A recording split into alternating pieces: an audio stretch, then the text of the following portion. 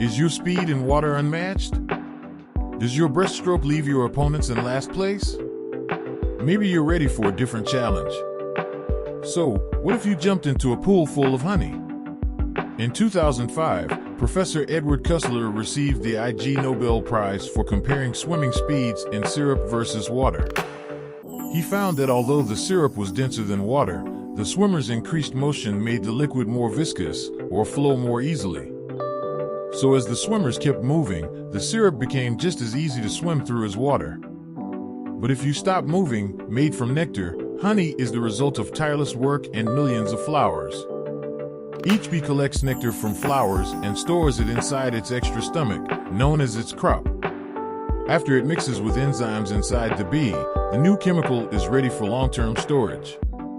So, when it returns to the hive, the bee regurgitates the fluid into another bee's mouth, and that bee passes it to another bee, creating a daisy chain of partially digested nectar. This process continues until one bee deposits the fluid into a honeycomb. After the water has evaporated, bees seal the comb with a secretion from their abdomens, which hardens into beeswax. So if you want to fill an Olympic-sized pool, how much honey would you need? Well, the pool would hold about 3,419,000, 660,000 gallons of water, so you'd need about 4.35 million kilograms, 9.9 million pounds of honey. And considering that one bee colony produces 27 to 45 kilograms, 60 to 100 pounds of honey per year, this pool would contain many colonies' lifetimes of work. Honey is a non-Newtonian fluid, a term named after the famous physicist Sir Isaac Newton. You know, the apple and gravity guy. He found that normal fluids, like water, have a constant flow with no resistance or viscosity. We call those Newtonian fluids. But we're dealing with honey. As a non-Newtonian fluid, its viscosity changes when you apply force to it, such as the impact of you swimming in it. And the thicker the liquid, the higher the viscosity. Centipoise measures the amount of force needed to move a layer of liquid in relation to another liquid. On a mild, 21 degrees Celsius 70 degrees Fahrenheit day, honey has a viscosity of 10,000 CPS. But water is only 1 CPS. Oh, and honey is 1.5 times denser than water, too. But honey is also a thixotropic fluid, which means if it stays still, it becomes a gel-like substance. So that could slow you down. If you want an easier swim through honey, you'll need a warm day. While your cannonball wouldn't have the same splash as in water, the sudden movements of your arms and legs would begin to change the honey's composition. And since the buoyant force increases with density, you may float back to the top after you jump in. So that makes it less likely that you'll drown. Professor Kussler's experiment showed that form drag is the key to human swimming.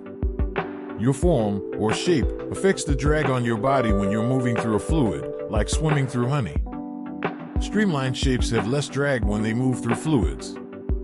And since we're all shaped differently, the drag you create in the honey is unique to you. No judgment here. You might want to break out your cap and Speedo bathing suit to lessen the resistance while you swim. And you may even have a snack between laps. You'll get more than a mouthful of honey while you're swimming. But take it easy. If you eat too much, you could get sick. While honey has been used to treat everything from coughs to wounds, consuming too much could cause health problems. Considering the recommended allowance of honey is 10% of your daily calories, all this added sugar pouring into your body could make you queasy. And even more dangerous? Every gulp comes with the threat of botulism, a kind of food poisoning. These spores grow in improperly preserved food and create a toxin that attacks the body's nerves. They can weaken the muscles you use for breathing and even kill you. But there are some benefits. One dip might leave you sticky, but if you make this swim part of your morning routine, your skin could become softer and well moisturized. Your abrasions would heal faster, and you would have fewer fungal infections. This tasty, gel-like fluid has just as many restorative properties as it does drawbacks. Used in moderation, it could help your body inside and out. But if you swim in honey too often, it might cancel the healthy benefits. Of course, without honeybees, we wouldn't have the option of floating in this sticky stuff. It makes you wonder, what if insects disappeared from the planet? Well, that's a story for another what if.